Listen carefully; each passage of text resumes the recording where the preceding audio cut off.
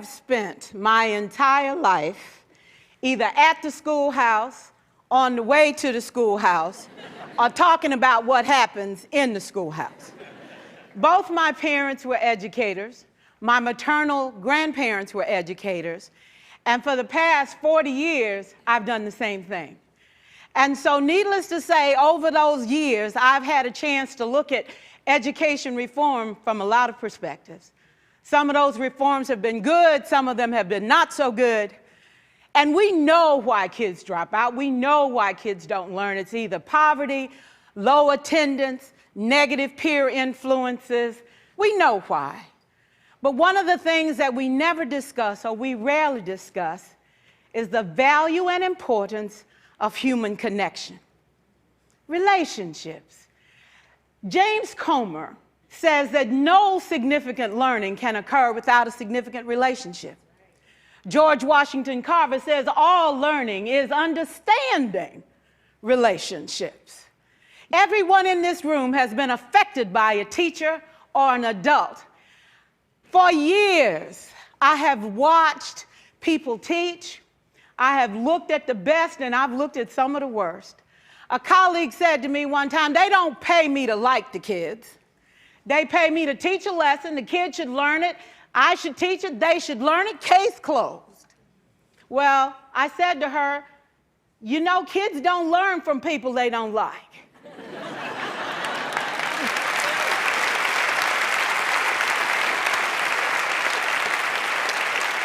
She said, that's just a bunch of hooey. And I said to her, well, your year is going to be long and arduous, dear. Needless to say, it was. Some people think that you can either have it in you to build a relationship or you don't. I think Stephen Covey had the right idea. He said you ought to just throw in a few simple things, like seeking first to understand as opposed to being understood. Simple things like apologizing. You ever thought about that? Tell a kid you're sorry, they're in shock. I taught a lesson once on ratios. I'm not real good with math, but I was working on it. And I got back and looked at that teacher edition. I taught the whole lesson wrong. So I came back to class the next day and I said, look, guys, I need to apologize. I taught the whole lesson wrong. I'm so sorry. They said, that's okay, Miss Pierson. You were so excited. We just let you go.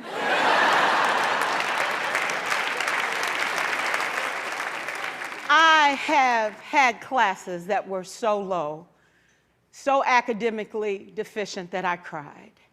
I wondered, how am I going to take this group in 9 months from where they are to where they need to be? And it was difficult. It was awfully hard. How do I raise the self-esteem of a child and his academic achievement at the same time? One year I came up with a bright idea. I told all my students, you were chosen to be in my class because I am the best teacher and you are the best students. They put us all together so we could show everybody else how to do it. One of the students said, really? I said, really? We have to show the other classes how to do it. So when we walk down the hall, people will notice us. So you can't make noise, you just have to strut. And I gave him a saying to say, I am somebody. I was somebody when I came. I'll be a better somebody when I leave. I am powerful and I am strong. I deserve the education that I get here. I have things to do, people to impress, and places to go. And they said, yeah. You say it long enough, it starts to be a part of you. And so,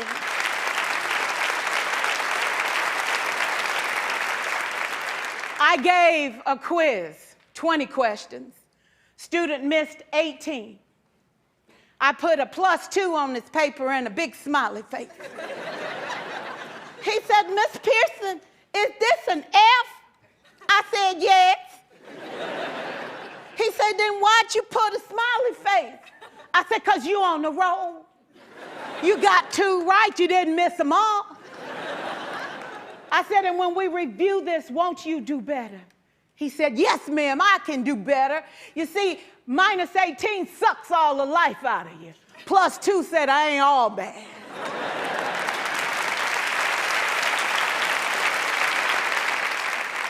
4 years, I watched my mother take the time at recess to review, go on home visits in the afternoon, buy combs and brushes and peanut butter and crackers to put in her desk drawer for kids that needed to eat, and a washcloth and some soap for the kids who didn't smell so good. See, it's hard to teach kids who stink. And kids can be cruel. And so she kept those things in her desk, and years later, after she retired, I watched some of those same kids come through and say to her, you know, Miss Walker, you made a difference in my life. You made it work for me. You made me feel like I was somebody when I knew at the bottom I wasn't. And I want you to just see what I've become. And when my mama died 2 years ago at 92, there were so many former students at her funeral. It brought tears to my eyes, not because she was gone, but because she left a legacy of relationships that could never disappear. Can we stand to have more relationships? Absolutely. Will you like all your children? Of course not. And you know your toughest kids are never absent. Never.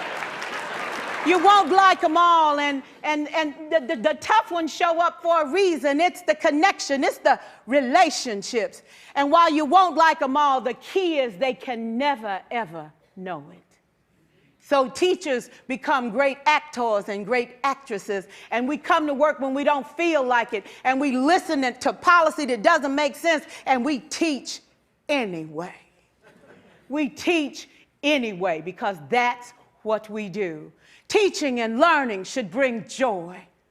How powerful would our world be if we had kids who were not afraid to take risks, who were not afraid to think, and who had a champion? Every child deserves a champion, an adult who will never give up on them, who understands the power of connection and insists that they become the best that they can possibly be. Is this job tough? You betcha. Oh God, you betcha. But it is not impossible. We can do this. We're educators. We're born to make a difference. Thank you so much.